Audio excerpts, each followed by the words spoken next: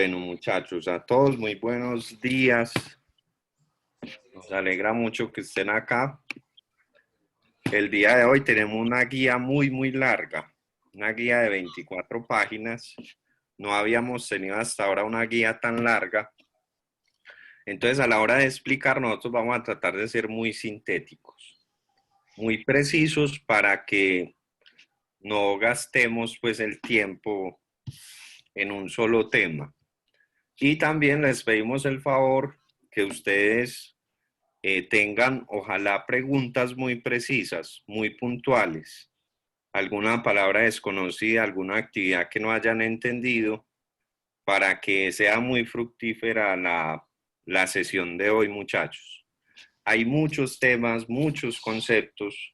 Además, tenemos digamos, una parte nueva en la guía, que es la parte final que corresponde a proyectos obligatorios. Los proyectos obligatorios, si bien no son áreas, es decir, no son materias independientes, sí son, digamos, temáticas que hay que desarrollar dentro dentro del currículum de la institución, porque el Ministerio de Educación así lo exige. Entonces, en las guías, a partir de ahora van a encontrar siempre al final proyecto obligatorio. En este caso es Cátedra de la Paz, que afortunadamente está muy ligado al tema de hoy, que tiene que ver con, primero, Estado, que es un Estado. Segundo, tiene que ver con derechos a partir de la Constitución. Y tercero, tiene que ver con qué mecanismos tiene la misma Constitución, tiene Colombia como país que se rige por normas para proteger esos derechos que son vulnerados en tantos casos en nuestro país. Muchachos, la guía de hoy no es, digamos, la que por tema sea la más divertida que hayamos trabajado. Los temas son un poquito engorrosos, pueden ser un poco molestos porque la política y las leyes no nos gustan en general mucho, pero sí es un tema absolutamente importante. Yo creo que es muy importante que usted tenga claro que como ciudadano tiene derechos, que puede exigirlos, que tiene mecanismos que lo protegen, que, digamos, pues mantienen su libertad dentro del ordenamiento jurídico. ¿Listo? Entonces, yo voy a explicar la primera parte, le cedo la palabra a Joana. Recuerden que la compañera Joana les va a calificar las actividades a los estudiantes de noveno, ya ustedes lo saben. Entonces, pues bueno, ojalá sigan enviando actividades con la calidad que me enviaron a mí. En general fueron muy buenas. Y bueno, ya para que no olviden eso, ya ustedes, los directores de grupo, les entregaron los correos. Después de Joana, entonces, finalmente Miriam va a explicar la parte relacionada sobre todo con los proyectos obligatorios. Muchachos, yo les voy simplemente a compartir pantalla eh, de la guía. No va a ser, digamos, una actividad independiente o más bien un texto independiente, simplemente voy a mirar los aspectos más importantes y pasar rápidamente, pues como por ahí, por cuestiones de tiempo. La guía tiene por nombre Colombia es un Estado social de derecho. En esa mera expresión hay que entender varias cosas, qué es un Estado y no solo eso, sino que significa además que sea social. La idea es entender entonces al final de la guía muy bien eso, de a poco lo vamos a ir mirando. Al comienzo hay una actividad, la actividad de aprestamiento. Es la actividad que le va a permitir a usted comprender todo lo que sigue en la guía. Y aparece la definición de Estado, supremamente importante. ¿Qué es un Estado?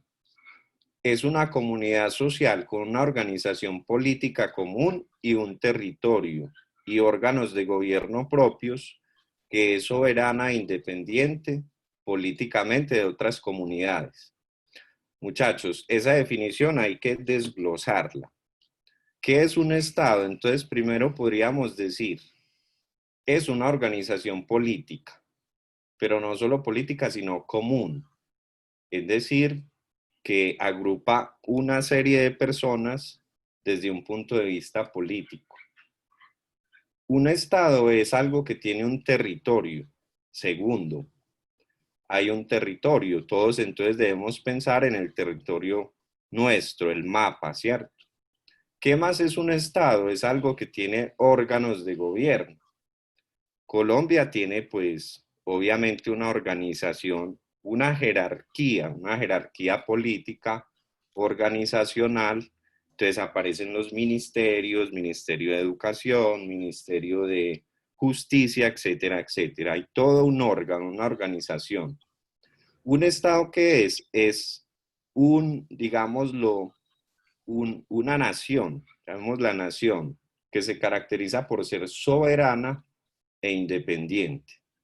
O sea, siempre se concibe pues libre. Luego vamos a mirar que pues hay que poner ahí una duda, pero sobre el papel se habla de soberanía, o sea, de libertad y de independencia. Políticamente hablando, ¿de qué? De otros estados.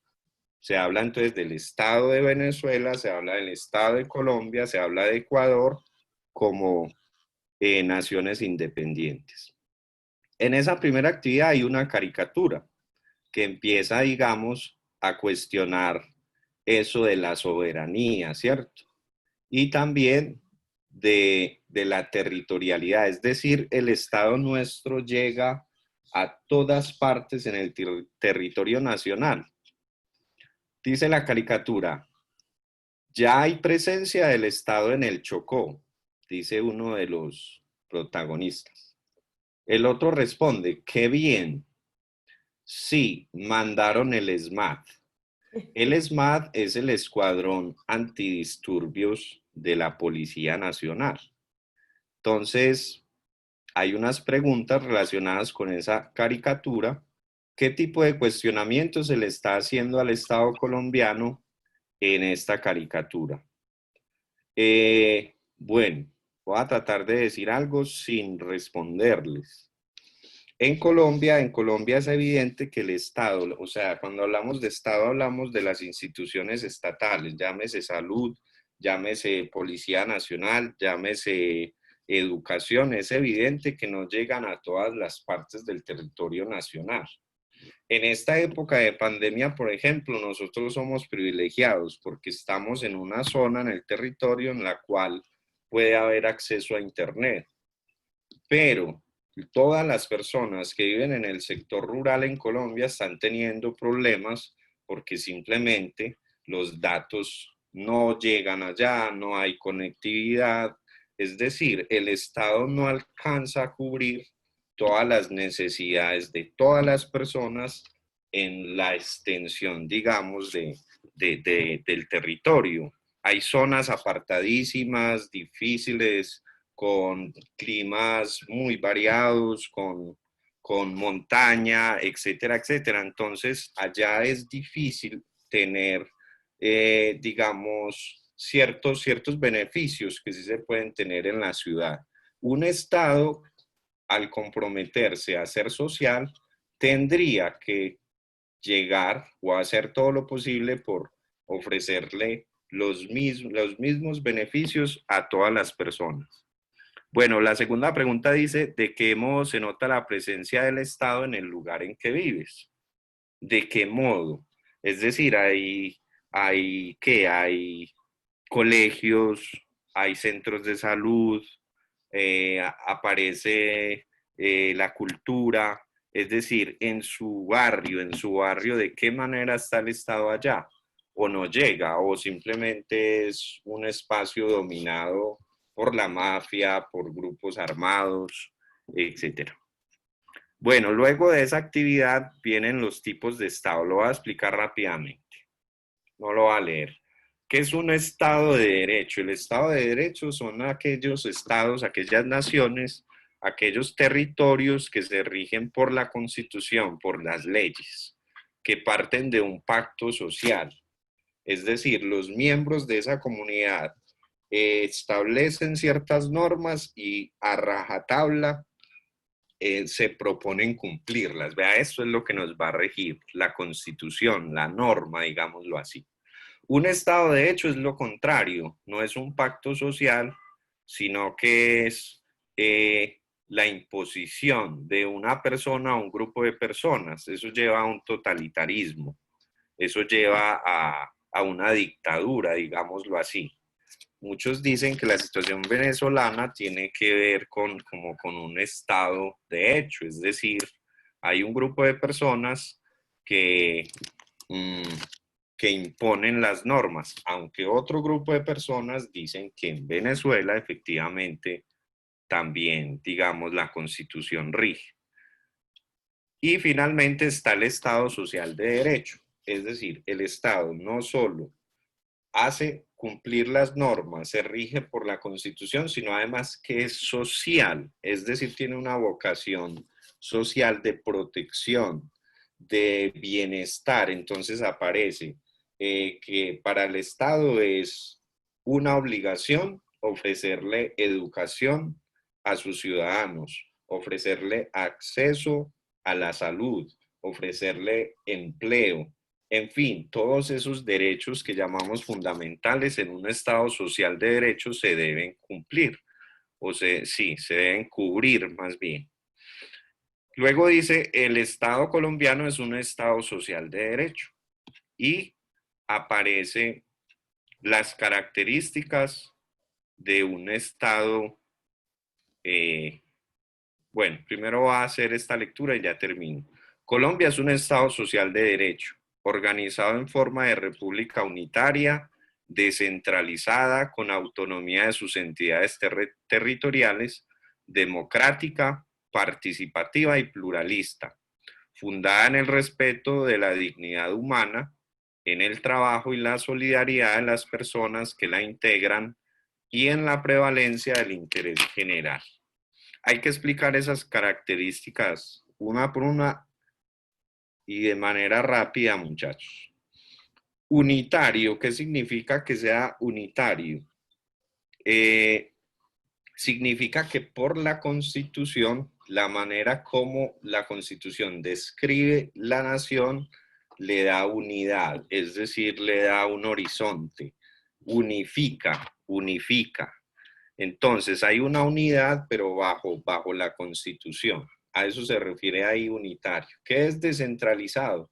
Significa que el poder no solo se localiza en un territorio. Por ejemplo, en Colombia no se debería localizar en Bogotá, que es la capital y la ciudad más importante, y entonces allá se tomarían todas las decisiones y punto. No, descentralizado significa que el poder se extiende por todo el país. ¿De qué manera? A través de las alcaldías, a través de las gobernaciones, a través de las instituciones del Estado que están allá. En todos los pueblos se supone que hay una defensoría del pueblo. En todos los pueblos se supone que hay una educación pública. En todos los pueblos se supone que hay acceso gratuito también a la salud. Eso significa descentralizarse, porque si todo se pone en las ciudades principales, pues entonces se generaría una situación de desigualdad enorme, que de alguna manera pues se genera también. Democrático, el pueblo participa en el ejercicio del poder, más o menos, ¿cierto?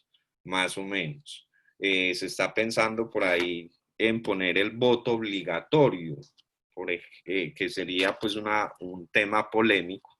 Participativo, los ciudadanos, las y los ciudadanos podemos participar en la construcción de la nación. Pluralista, es decir, caben todas las razas, todas las religiones, las lenguas y las inclinaciones sexuales, pues también, o identidades más bien sexuales. La actividad 2 tiene que ver también con caricaturas, muchachos. Compara el texto. ¿Cuál texto? Este de acá arriba. Este. El Estado colombiano es un Estado social de derecho con las imágenes, con estas. Y mencionan la tabla de abajo 8 razones por las cuales Colombia cumple parcialmente, o sea, a medias, su propósito de ser un Estado social de derecho. Es evidente que Colombia es un Estado mediocre, entendiendo mediocre por medianía, está en la mitad. Unas cosas funcionan, otras no. A pesar de que sobre el papel, o sea, esto que les acabo de explicar, todo es perfecto, la constitución es excelente, la realidad sabemos que es bastante diferente. Entonces, estas caricaturas ayudan a entender eso. Aquí se está hablando de, bueno, el Estado está en el centro, representado por el gato, el Estado durmiendo.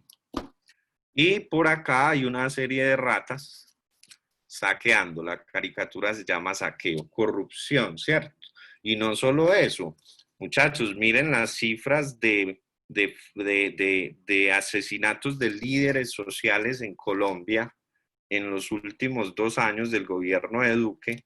Y es una cosa escandalosa, y más después de un proceso de paz que se firmó con las FARC, se van a dar cuenta que el Estado frente a eso, siempre está investigando o vamos a ofrecer una recompensa para los que den información, informaciones que nunca llegan, todo se queda en la impunidad. Ahora bien, cuando son otras personas las que reclaman la ley, por ejemplo Álvaro Uribe, pues ahí sí los medios y todo, pues sí, digamos que funciona, llamémoslo así. Esta otra caricatura, está vivo, pero en avanzado estado de descomposición. ¿Qué está vivo, pero en descomposición? El sector salud. Sector salud. También una caricatura pues que cuestiona, no va a entrar en detalles que ya todos conocemos ahí. Entonces sería ocho razones por las cuales el Estado nuestro funciona a medias. En un cuadro comparativo señala las diferencias entre un Estado de derecho y un Estado social de derecho. Muchachos, yo ya voy a dejar esta primera parte ahí, le voy a dar la palabra a Joana, que va. Pero me haces un favor, qué pena antes Te de que... comparto, Sí, porfa. claro que sí, de uno. Guarden las preguntitas, muchachos, ojalá haya muchas dudas ahorita al final. De una, dale, bien puedas. Listo. Muy buenos días para todos, muchachos. Qué bueno que la mayoría esté aquí hoy. Espero que esta asistencia se vaya repitiendo cada 8 días y pues que en efecto ustedes se apropien de estos espacios para que cuando les corresponda hacer preguntas, cuestiones, pues puedan manifestar todo lo que ustedes eh, tienen y guardan, ¿cierto? Bueno, yo les había dicho que yo soy su profesora de filosofía, ¿cierto? Sin embargo, las guías de filosofía, es decir, las actividades de filosofía, vienen un poco después, ¿cierto? Entonces, mientras tanto, yo voy a estar, para no quedarme tampoco como una espectadora, voy a estar, digamos, explicando algunas de las temáticas que vamos a encontrar en esta y en la próxima guía. En este caso, por ejemplo, es decir, el próximo tema de esta misma guía, de la que ustedes van a empezar a realizar, eh, hay un tema que es los derechos en la Constitución Política de Colombia, ¿cierto? La Constitución que nosotros tenemos se dio en 1991, ¿cierto? Y ahí, en la Constitución Política, que es como una carta, ¿cierto? Una carta magna en donde ciertos sectores políticos se ponen de acuerdo y dialogan a ver para establecer cuáles van a ser los derechos, ¿cierto? Como primera instancia, pero también los deberes que nosotros tenemos como colombianos. Es decir, cuando nosotros, cuando nuestras mamás colombianas, bueno, y nuestros papás también, eh, tienen un hijo, ¿cierto? Entonces eso nos hace casi que de inmediato colombianos, ¿sí? Y eso, por tanto, el ser colombiano le otorga a usted inmediatamente ciertos derechos que al parecer usted viene con ellos, ¿cierto? En la filosofía, y esto lo hago pues como un aporte desde mi materia, muchos filósofos han hablado, ¿cierto?, de el naturalismo, es decir, de ciertas cosas, de ciertas capacidades con las que nosotros ya venimos. Entonces, en el aspecto de lo judicial, ¿cierto?, de las leyes, normas, de los estados, entonces, al parecer, pues creemos que venimos con ciertos derechos y que debemos hacer uso de esos derechos, ¿cierto? Pero cada nación, cada estado se pone de acuerdo a ver qué derechos, aparte de esos esenciales, otorgan, ¿cierto? Y también en cada nación, cada estado dice, bueno, nosotros como nación esperamos esto también de los colombianos, que ellos hagan ejercicio de esos derechos, pero también que en efecto, por sentido patrio, por sentido cívico y ciudadano, cumplan para poder avanzar como sociedad, como nación, ¿cierto? Y pues que eso garantice la convivencia, la armonía dentro del país. Como decía el profesor Edward, eso queda precioso, hermoso, suena divino. Es más, la constitución política de Colombia, al ser más o menos una de las más nuevas, por decirlo así, de América Latina, es una de las mejores hechas y mejor realizadas. Es decir, está muy bonito, eso suena precioso, hay muchos derechos, está muy bien construida, así como en las guías en las reflexiones de aprendizaje, el texto le quedó muy bien estructurado, usted fue muy enfático en los puntos en los que aprendió, en las dificultades que tuvo. Así más o menos funciona la Constitución Política de Colombia y es una de las más bonitas, de las mejores construidas, vuelvo y repito, pero que eso finalmente parece más letra muerta que otra cosa. Entonces, ahí viene, eh, bueno, y en cierto sentido también es porque desconocemos cuáles son nuestros derechos y desconocemos por qué medios y por qué vías podemos hacer valer nuestros derechos, ¿cierto? Entonces ahí en la guía les aparece del artículo 11 al artículo 41, ¿sí?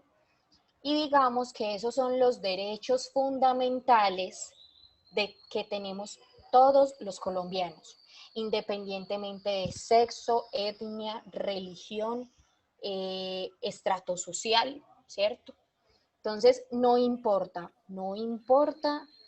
su condición humana, ¿sí? Pero todos, absolutamente todos los colombianos, ¿cierto? Algunos se empezarán a cumplir tal vez desde los 18 años, cuando se empiece a ser ciudadano colombiano, ¿cierto? Sin embargo, todos somos colombianos y todos deberíamos tener esas garantías de esos derechos. Entonces, aquí, pues, para no centrarme mucho, ya dentro de 8 días y dentro de 15 días entraría pues como en ello a dar una explicación mucho más profunda. Igual aquí en la guía también están como la explicación de los derechos más importantes, más abajito. Y bueno, entonces está el derecho a la vida, el derecho a una nacionalidad, es decir, que usted nace colombiano, entonces a usted le deben otorgar el sentido de ser colombiano.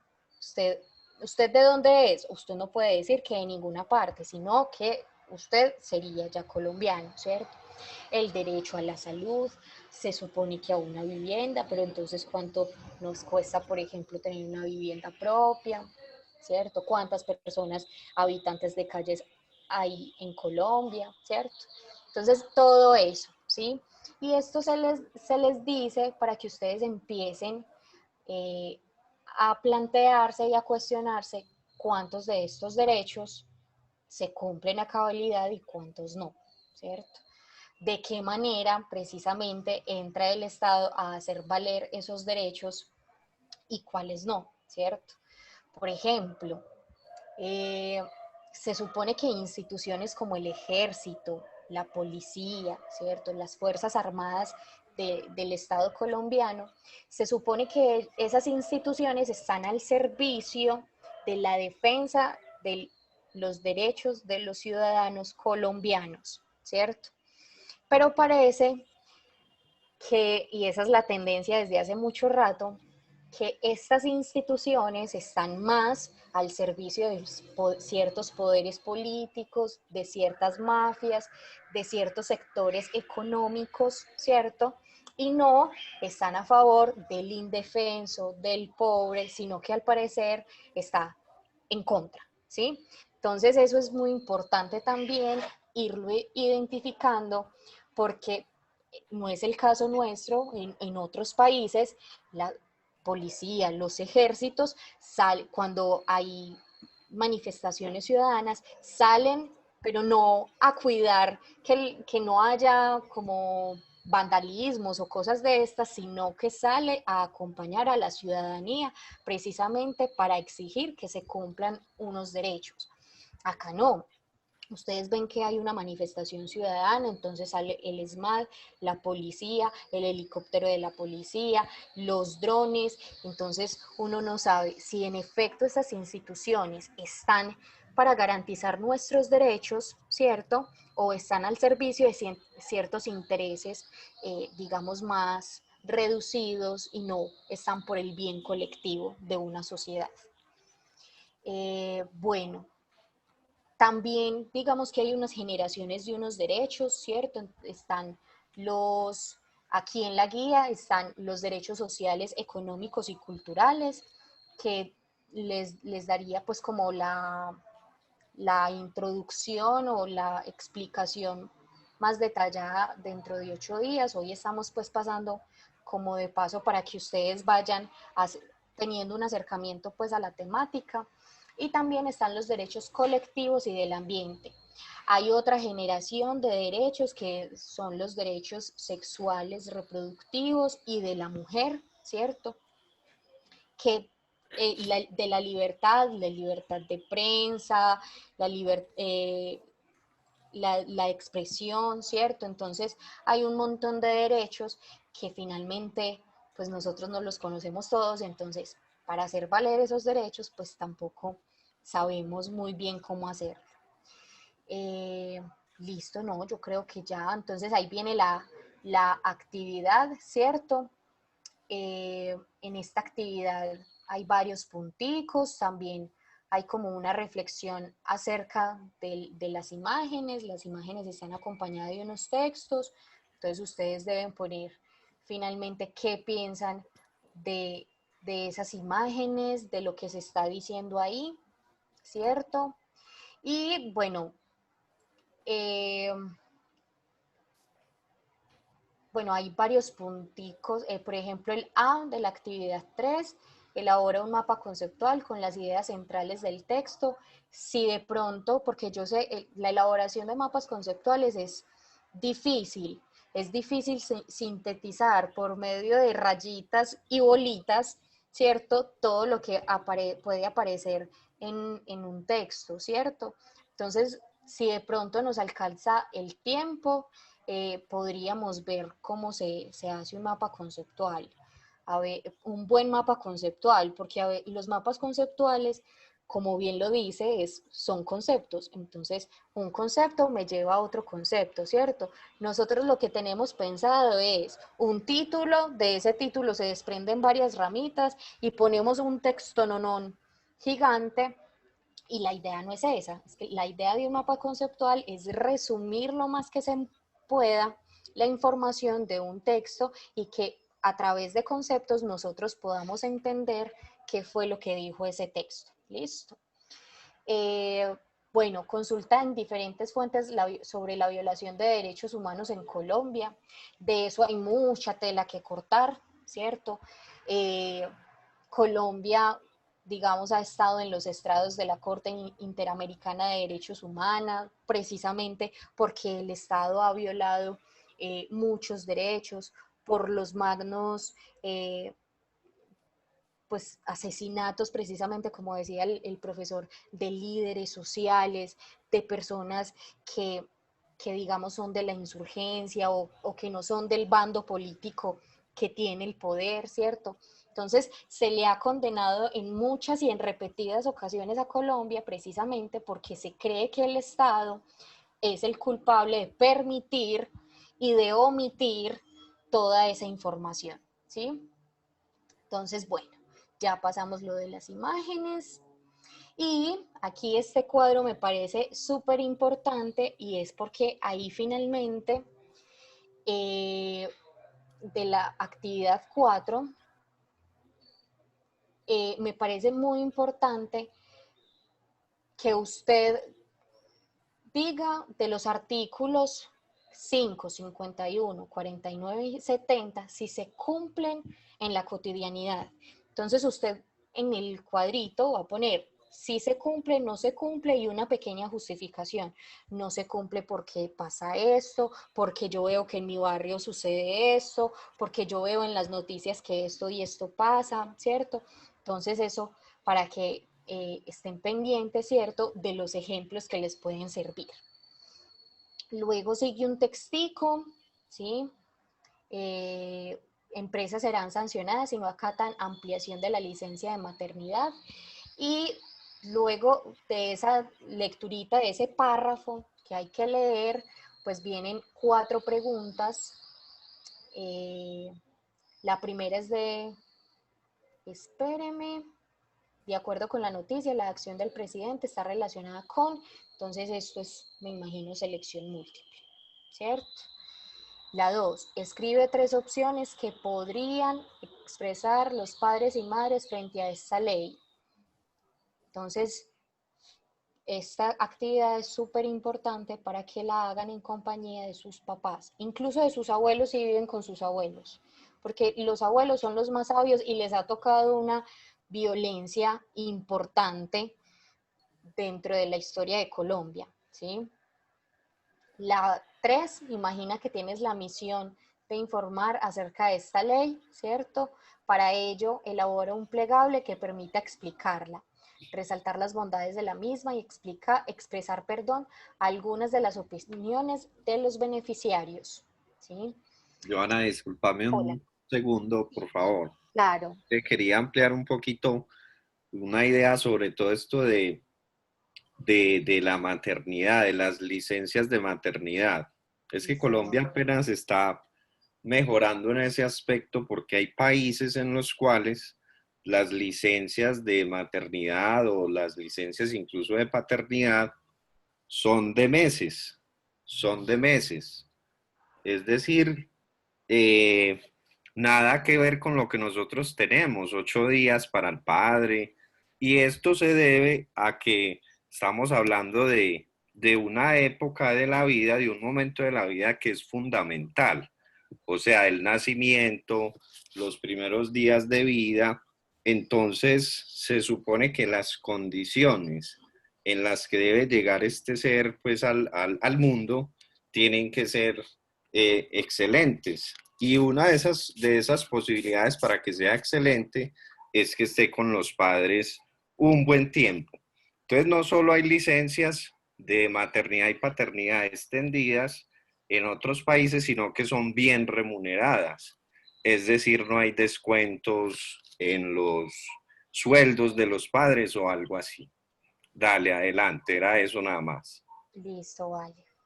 Listo, entonces el punto 4 de esta actividad, imagina que ha sido designado para crear una nueva ley que beneficie a los niños y adolescentes en la crisis actual producida por el COVID-19. Muchachos, ustedes, porque ustedes también, y los niños y los adultos de la tercera edad han sido los más afectados por la situación actual que estamos viviendo, ¿cierto? Es importante que desde su propia visión, desde lo que ustedes mismos han sentido en este confinamiento, ¿cierto? Piensen qué les gustaría proponer precisamente para mejorar ese estado, ¿cierto? Entonces ahí dice, escribe la ley, ¿cierto? Entonces digamos que usted va a establecer otro artículo más, ¿cierto?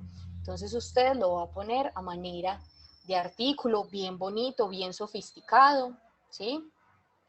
Explica de qué forma beneficiaría a los niños y adolescentes. Entonces usted va a poner, vea, con esta ley, con este proyecto de ley, yo quiero que se mejoren estas y estas condiciones para los niños. La educación, la salud, la recreación, que es muy importante, ¿cierto?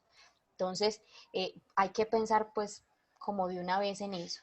Y describe cómo sería efectiva, ¿cierto? Si dependiera de usted, ¿cómo haría efectiva esa ley que usted está proponiendo? ¿Qué mecanismos va a proponer usted para que en efecto ese derecho, esa ley que usted va a proponer se cumpla a cabalidad?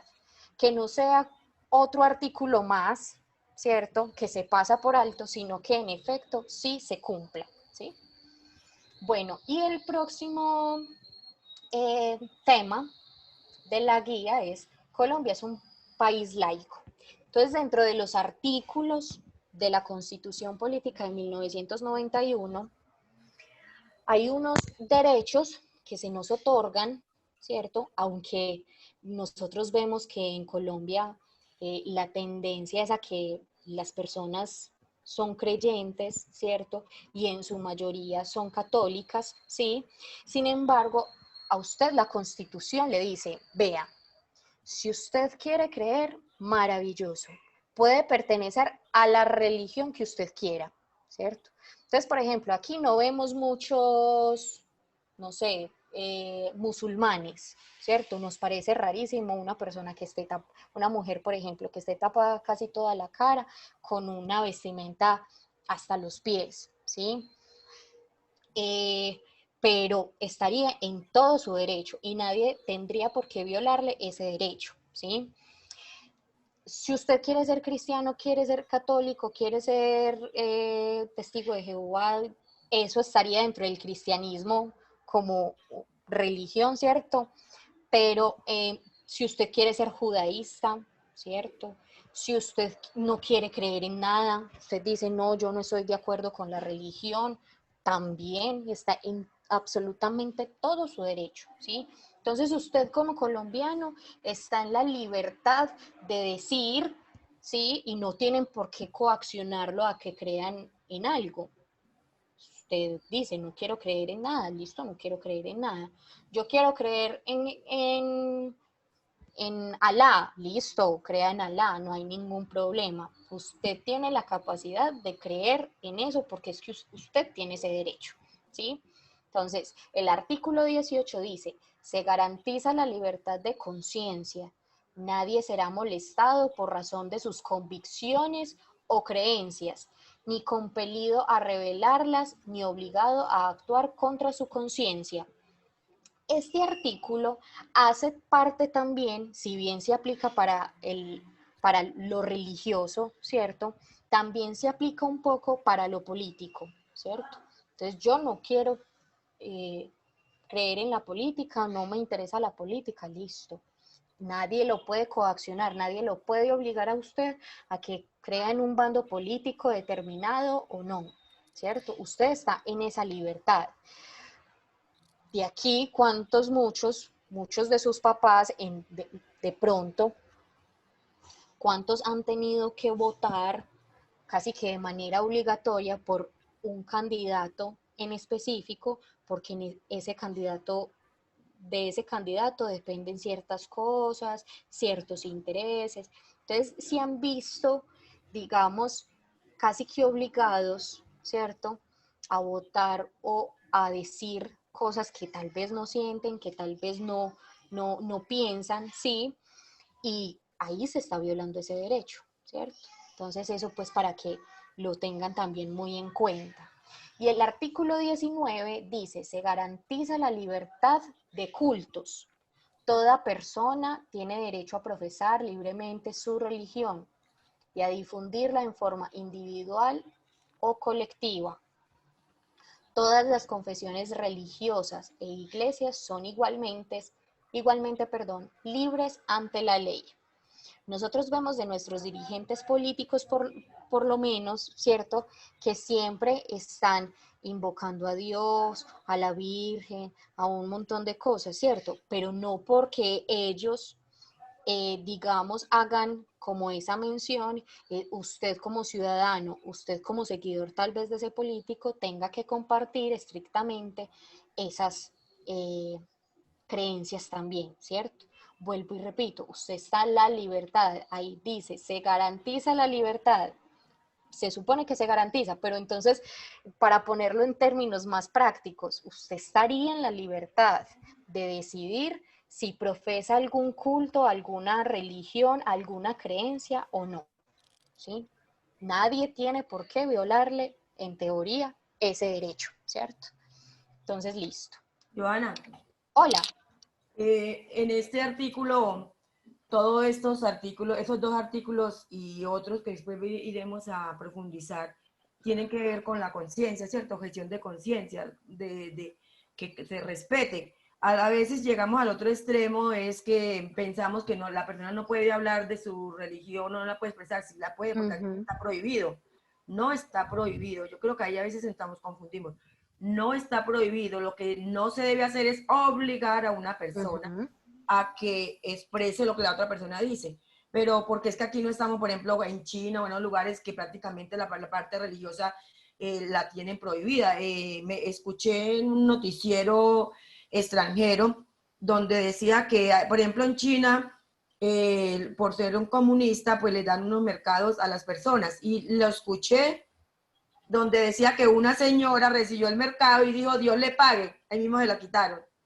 Y le dijeron que tenía que tener en la sala un cuadro de Mao Zedong, que como así que Jesucristo. O sea que allá está prohibido, ¿cierto? Pues en general, aunque hay católicos también y cristianos, pero tienen que esconderse en muchos porque allá sí hay prohibición, pero aquí en Colombia no hay prohibición. En el Congreso hay católicos, hay hermanos cristianos que fueron elegidos también, hay ateos, hay de todo, y todos deben respetar esa parte. Entonces, la libertad no es que ninguno puede hablar, al contrario, pueden hablar dentro del respeto que se debe hacer. Claro, y pueden profesar, pueden hablarlo, pueden expresarlo tranquilamente. Usted puede decir abiertamente que profesa la religión que quiera, ¿cierto? Ustedes dieron cuenta como manera de noticia, no voy a decir ni bien ni mal, sino que, por ejemplo, el presidente en estos días, hace como un mes, dijo que Colombia va a celebrar 101 años de la celebración de la renovación del cuadro de la Virgen de Guadalupe, lo dijo en Twitter, ¿cierto? Y entonces todo el mundo le colocaron derecho de petición, ¿cierto? Y la perdió la Corte Suprema de Justicia. Le dijo que se estaba intrometiendo, entonces ahí está en ese momento, o sea, ¿realmente lo debe hacer o no lo debe hacer? ¿Estaba obligando, solamente estaba recordando? Entonces ahí mire que eso es muy difícil, ¿cierto? Ahí los que creemos no podemos decir, ay, pero ¿por qué? Y los que no, muy bueno, o sea que eso ahí hay que tener las cosas como muy de cuidado y en esa objeción de conciencia muy delicada y genera polémica. Entonces cada uno, como dicen ustedes, y decimos todos, hay que tener sentido crítico, mirar y mirar hasta dónde es posible una cosa, hasta dónde no, ¿cierto? Eso es muy delicado ahí. Sí. Me da risa por eso. Miriam, en relación con lo que dices del presidente y de otros políticos que ya lo había mencionado Joana, es que en muchos casos también es evidente que, digamos, ellos utilizan la religión, es como un arma política. Sí, Es también. decir, no mencionan los aspectos religiosos a partir de una fe, de una conciencia, de una intimidad, de una relación con alguna creencia, sino que también se utiliza muy claramente como elemento manipulador de las masas.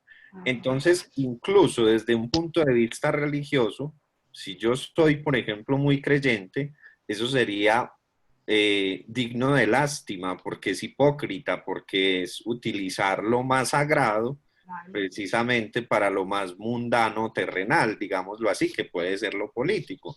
Entonces es eso, es un punto, es un tema muy espinoso, es un tema muy difícil, lo que ambas están diciendo me parece que es acertado. Desde un punto de vista constitucional hay libertad, libertad incluso para el que no quiere creer, ¿cierto?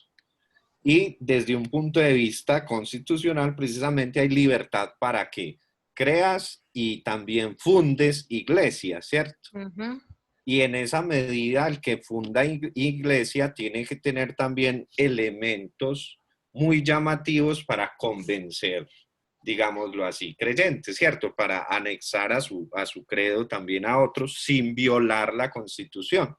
Y tienen que tener personalidad jurídica, las Claro. constituir, o sea, la parte civil también va ahí incluida. También. Si quieres, te comparto ya lo de las cifras de las religiones en Colombia para...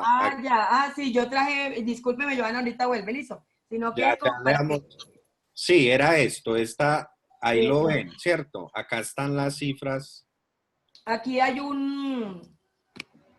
Eso, Ah, sí, sí se ve, ¿cierto? Acá se ve la gráfica. como yo tengo aquí, estoy dando la orden de entrada o no, entonces me está tapando, pero ustedes me dirán si se ve. Bueno, ahí habla del cuadrito estadístico, el 98% de Colombia es cristiano y entre cristianos está católicos y cristianos, ¿cierto? Porque el cristianismo está dividido, pero cuando hablamos de cristianismo en general estamos hablando tanto de hermanos cristianos, luz del mundo, pues todas esas... religiones, O sea, seguidores de Jesús, pongámoslo en esos sí, términos. el término de cristiano, sí. Entonces ahí está incluido el catolicismo como mayor y las otras, como las otras están tan divididas, pero todas forman un 98%. Aquí en Colombia también hay judíos, inclusive creo que aquí hay como una iglesia judía, una sinagoga. En Cabañas. Escuché también otras, sí, hay también judaísmo, pero realmente es un porcentaje muy poquito en relación con todo. Por ejemplo, aquí en Colombia hay también la gente no está, o sea, digamos que se ha diversificado mucho como la mentalidad y estamos viviendo un sincretismo. El sincretismo es que usted coge todo, bueno, digamos, discúlpeme pues como yo soy católica, bueno, yo creo en Jesucristo, en Jesús, María y José, bueno, listo, creo en el Trinitario, pero mantengo la penca sábila allá detrás de la puerta. Tengo el negocio y pongo el Buda allá y lo toco en la barriga y que para que me dé buena suerte el negocio. Entonces, sincretismo es cuando yo cojo de las otras religiones y la voy adaptando, entonces, ¿cómo así? Entonces, si eso fuera el rigorismo, el rigor de la religión, diría, pero ¿cómo así usted está creyendo que la penca sábila con una herradura? ¿Y cuánto de nuestras casas podría estar eso? O le puede decir, ve, y usted creyendo en Dios y colocando ese gatico que hace la manito así, que de buena suerte, que va moviendo las energías. Entonces, ahí nos cuestiona la parte religiosa. Bueno, eso ¿qué pasa? Por ejemplo, el sincretismo, y también otra cosa que se estaba utilizando ahora, que también no sé si el Estado, eso si lo modera, cómo lo modera, que es el panteísmo. Es creer que todo, pan significa todo, es creer que todo es Dios. Entonces el panteísmo está hablando, como la mayoría de los indígenas antiguamente están volviendo, siempre han estado, son creyentes, son panteístas.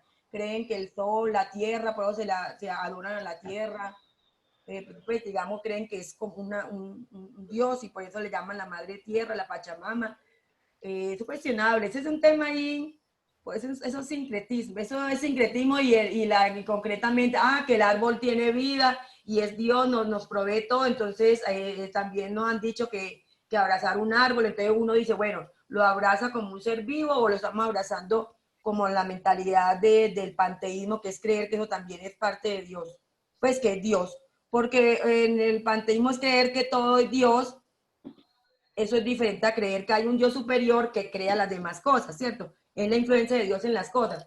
Entonces, en la parte religiosa hay muchas cosas que decir, ¿cierto? Entonces, vuelvo y digo que cuando me dieron de este tema, yo dije, ay, Dios mío, vea, de todos modos, uno debe enseñar todo, ¿cierto? Pero ustedes saben, y yo no lo puedo negar, que todos saben cuál es mi tendencia, y habrá una cierta defensa. Miren, usted no lo debe hacer.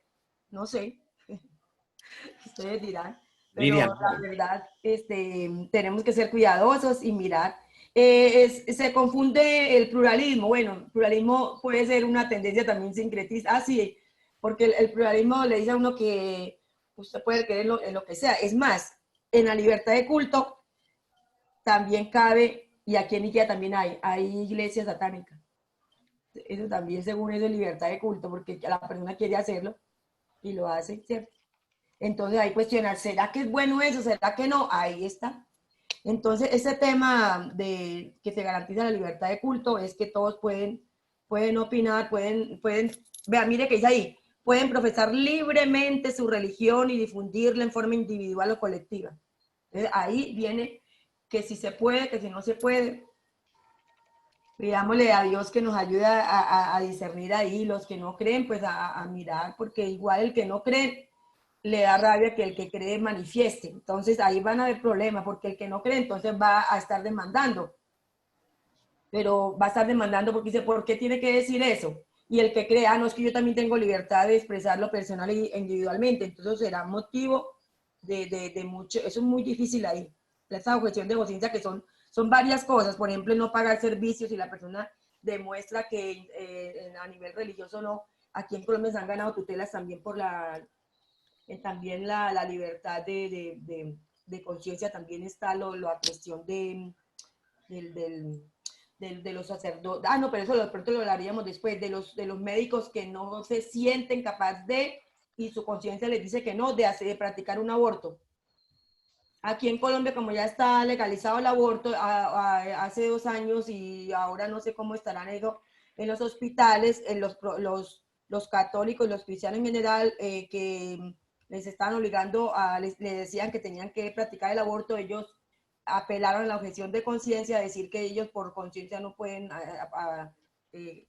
practicar el aborto. Entonces, ¿qué dijo la ley? No, no se le puede obligar individualmente, pero cada hospital tiene el deber de conseguir personal que sí lo haga, porque no le puede quitar ante los ojos de la ley, no estamos hablando de Dios, a practicar el aborto. Ahí está.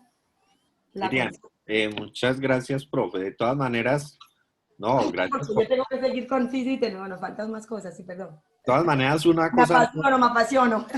no excluye la otra.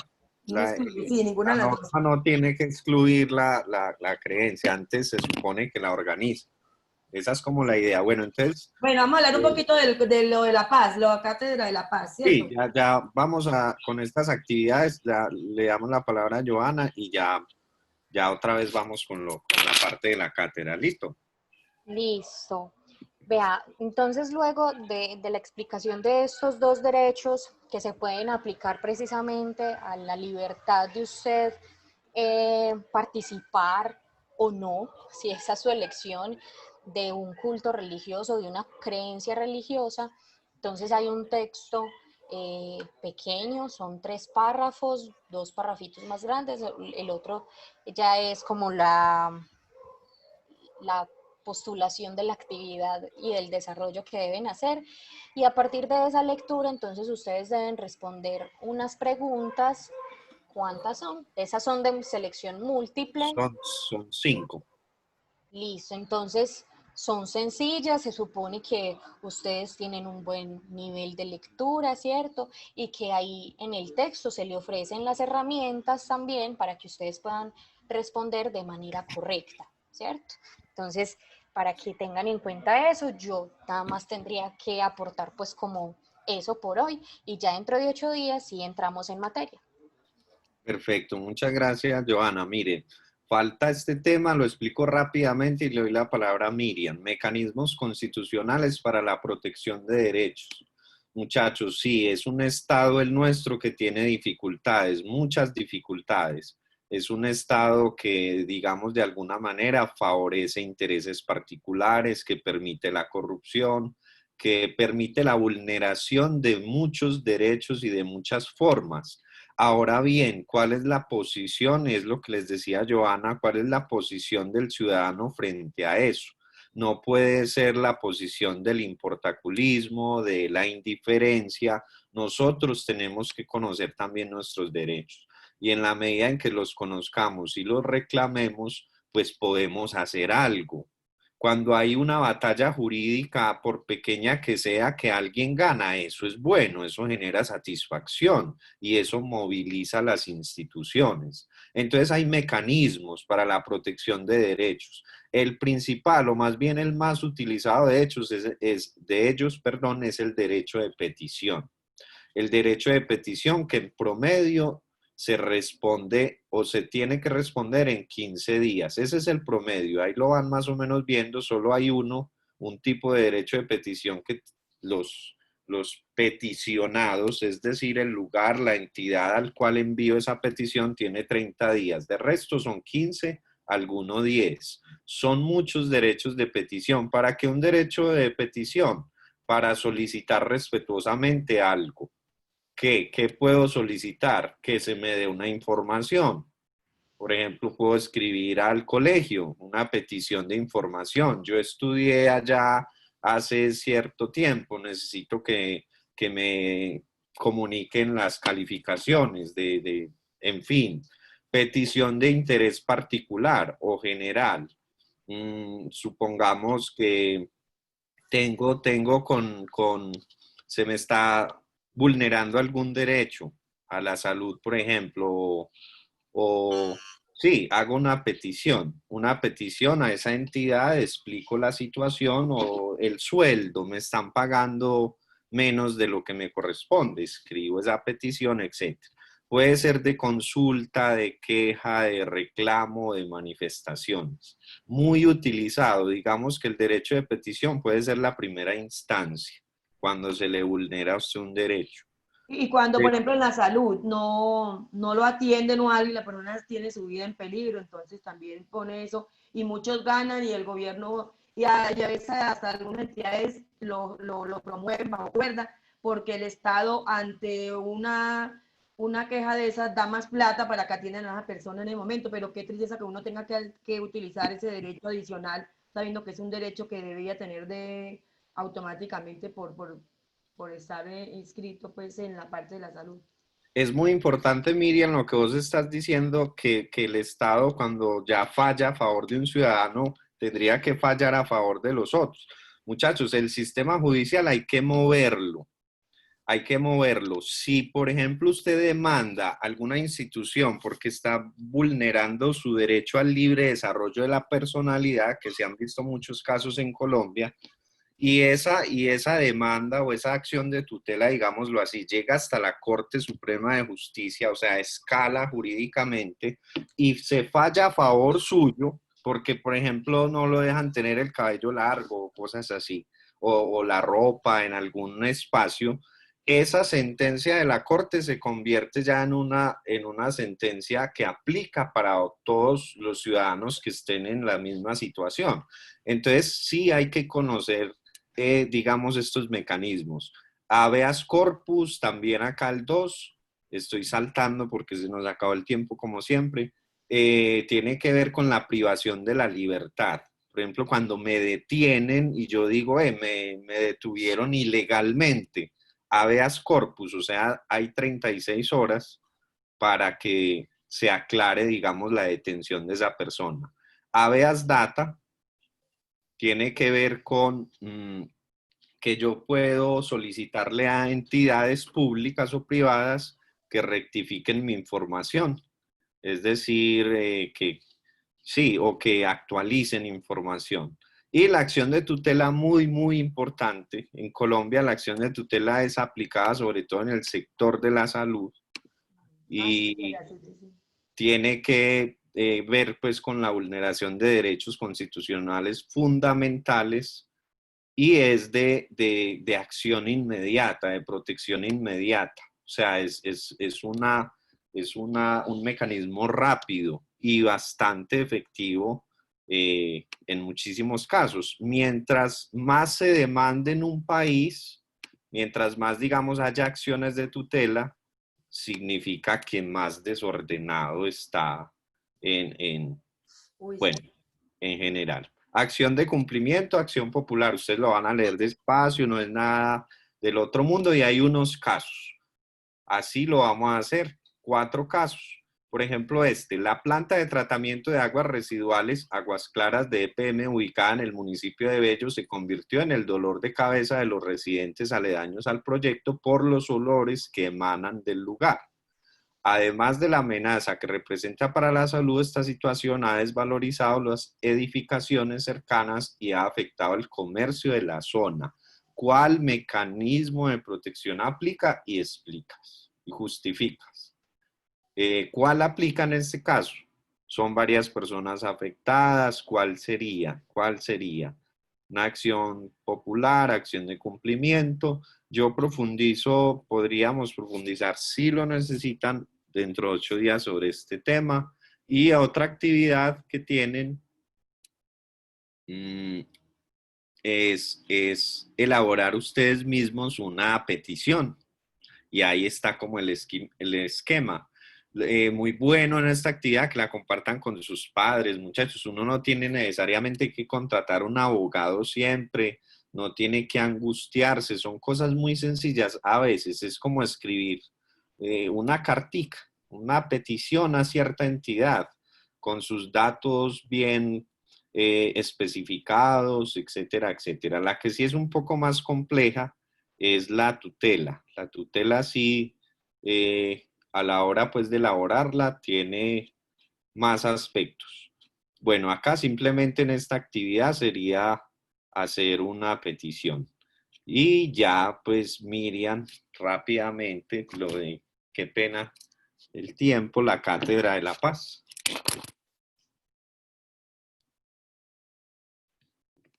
Pone el audio, profe, por favor.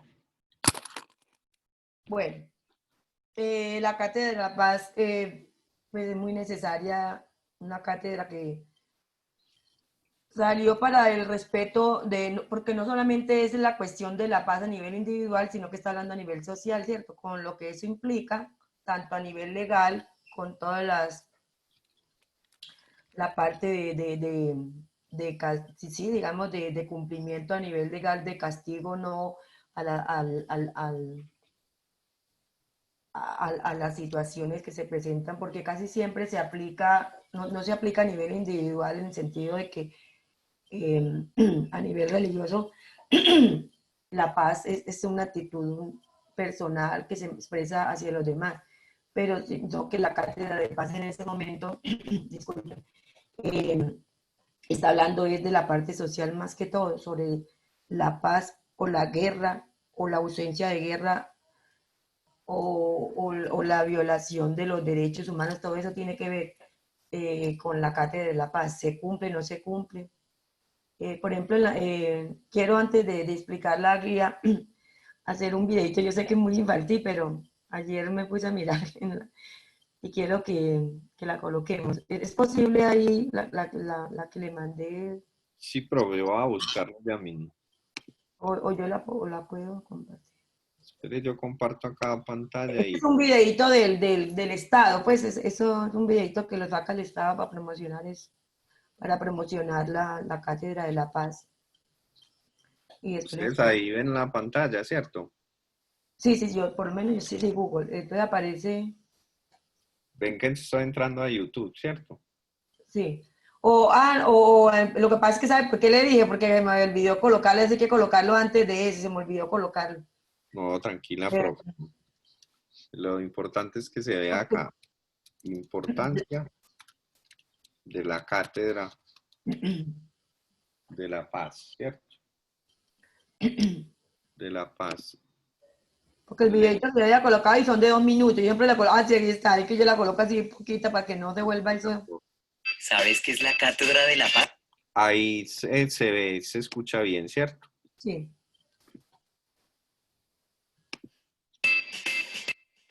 Hola, yo soy Andrés. ¿Sabes qué es la Cátedra de la Paz? A partir de la Ley 1732 de 2014, se estableció la obligatoriedad de implementar la Cátedra de la Paz en todas las instituciones educativas del país como asignatura independiente, con el fin de garantizar la creación y el fortalecimiento de una cultura de paz en Colombia. ¿Cómo logramos esta cultura de paz? Con valores, porque estos son los cimientos de nuestra convivencia social y personal. ¿Y qué son los valores? Son aquellas cualidades y normas internas que permiten al ser humano vivir en armonía con el mundo que le rodea y que son inculcadas desde el núcleo familiar, exteriorizándolas en sociedad. ¿Y por qué es tan importante la Cátedra de la Paz? En el momento histórico que vive nuestro país, a puertas de la firma de un acuerdo de paz, es fundamental incluir en la formación de los jóvenes metodologías que permitan el desarrollo de su propia autonomía. Por eso creamos una metodología utilizando elementos de multimedia integrados con material impreso para ofrecer a los educadores una herramienta que les facilite la labor educativa en cuanto a la formación de la identidad personal y socializadora de sus alumnos en valores. ¿Cómo cuáles? Como el amor, el respeto, la honestidad, la aceptación, entre muchos otros. ¿Cómo se desarrolla esta metodología? De una manera sencilla con un mensaje claro, relatando con videos animados historias de situaciones cotidianas que recrean lo que se vive actualmente en la sociedad, combinados con una serie de ejercicios de reflexión que facilitan a los alumnos la interiorización del significado de cada valor y de cómo cada uno de los miembros de la sociedad está en capacidad de aportar a la solución de las situaciones que requieren la construcción de la paz en el país. ¿Quieres saber más acerca de construyendo valores para la paz? Contáctanos.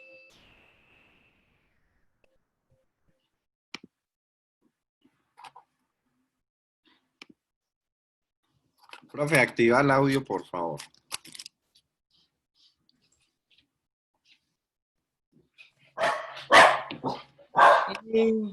Bueno, listo. Lo que pasa es que yo no sé por qué revolté como con reflujo, era porque estoy tomando mucho tiempo.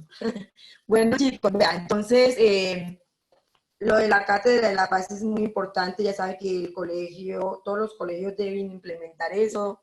Se dio más que todo por las circunstancias en que se estaba dando el proceso de paz. Ya saben que fue una cátedra que salió en el año 2014. Entonces, vamos a mirar de acuerdo, porque hoy lo que vamos a plantear las actividades que aparecen ahí en la guía. Usted lo puede mover ahí, ¿cierto? Yo no tengo aquí autonomía para mover eso. Disculpe, ¿sí? Esa es la primera actividad. No. Bueno, aquí habla bueno, porque la que usted mostró ahorita es de la procolombianidad, que creo que ya es otra cosa. ¿Listo? Bueno, el concepto de paz. La actividad número 2. De acuerdo con el texto anterior, una de las siguientes opciones es equivocada. Subráyela y argumente por qué. La paz no es solamente ausencia de guerra. La paz niega la violencia. La paz es un estado de conveniencia entre los seres humanos. La paz es ausencia de los conflictos. Usted debe mirar esas opciones y de acuerdo a eso, de acuerdo al texto, usted va a señalar cuál no corresponde y le va a dar el argumento. Luego dice acá, argumento 2, explica por qué el texto afirma que la paz no tiene que ver con la guerra y el armamentismo. Subraya con rojo las palabras que estén relacionadas con guerra y con azul las palabras que promuevan una actitud pacífica y armoniosa. Posteriormente, sustente sus elecciones.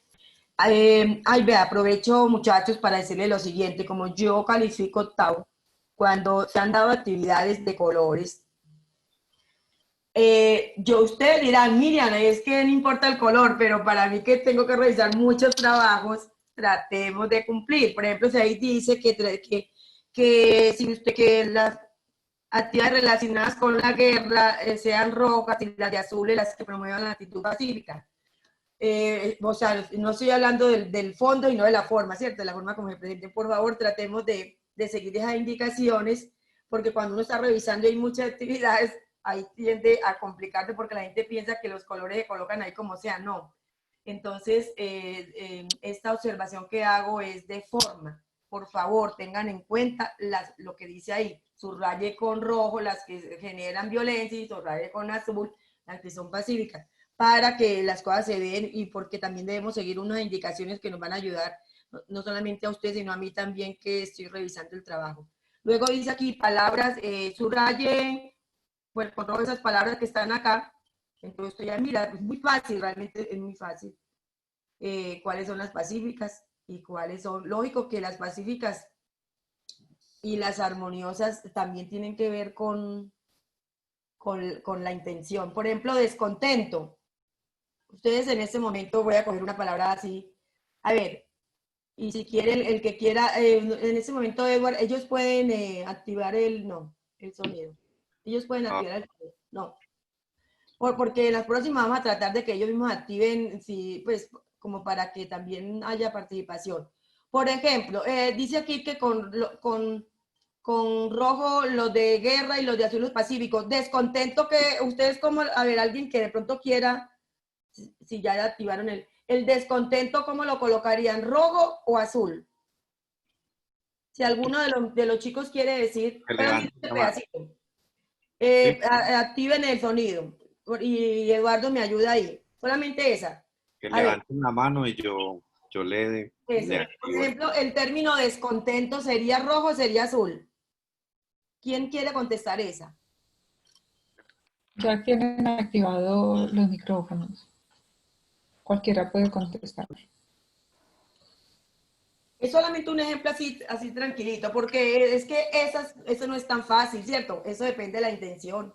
Y hay que mirar también contexto. Entonces usted al colocar eso tiene que tener claro. El descontento es azul, pues pacífico, o es pues sí, genera pues violencia. Sería rojo, sería azul. En esa actividad que ustedes igual pues es la que ustedes van a hacer. ¿Alguien alzó la mano o nadie? Todavía no. Nadie, ninguno. También, Nicolás, ¿quiere participar? Rueda, octavo cuarto. Rueda, hola. Profe, sería rojo, ¿Por qué? porque el descontento lleva a la violencia, pues lleva al conflicto, y el conflicto conlleva la violencia. Sí, siempre. Entonces, por ejemplo, si hay una injusticia, usted está desacuerdo con eso, ahí sería, entonces lleva a la guerra. No al conflicto, y el conflicto ya se desprende, ya sea violencia o que escale más. Bueno, ¿quién más quiere opinar? Santiago, en Jumea. Santiago Benjumea. Hola, Santiago, ¿cómo estás? ¿Qué Bien, profe. contestarías? ¿Guerra sería rojo o sería azul? Yo pienso que sería azul, ¿Por qué? porque es que con un descontento la gente trata de buscar una solución, claro, si es por una vía pacífica. Entonces, pues yo pienso que sería azul.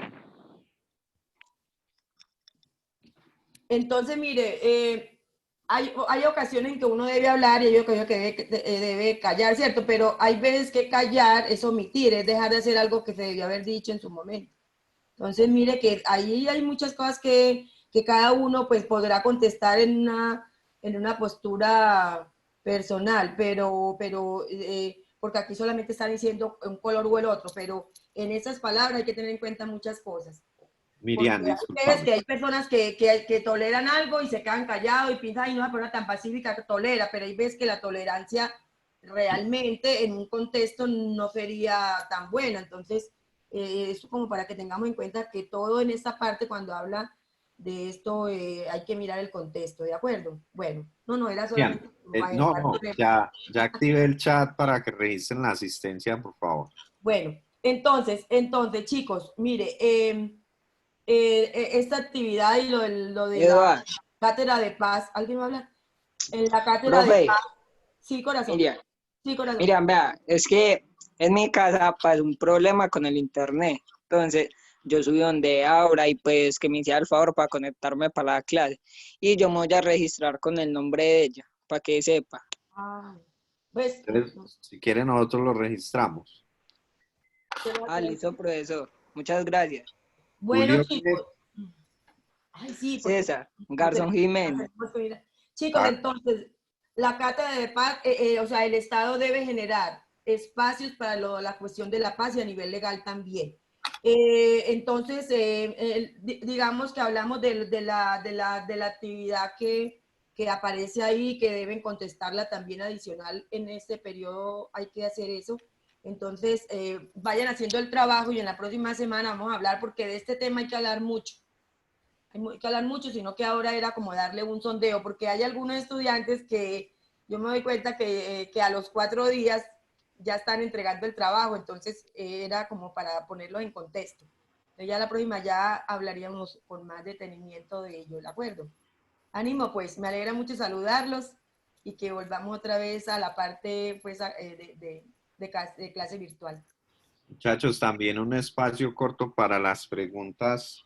Los micrófonos están abiertos, entonces adelante. ¿Alguna pregunta mientras otros registran la asistencia?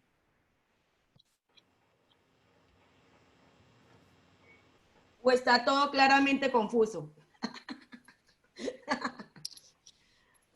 No dicen nada, no sé.